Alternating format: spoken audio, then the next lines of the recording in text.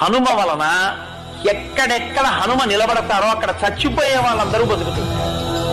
అది ఆనాడు కాదు, ఆనాడు అన్నారు బ్రహ్మగారు, ఈయన ఎక్కడుంటాడో అక్కడ మంగళం, ఈయన ఎక్కడుంటాడో అక్కడ శుభం.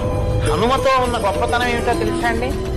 ఆపత్కాలమునందు కాంతారేషు భయేషు చ అని అగస్త్య మహర్షి చెప్పారు, వాల్మీకి మహర్షి చెప్పారు.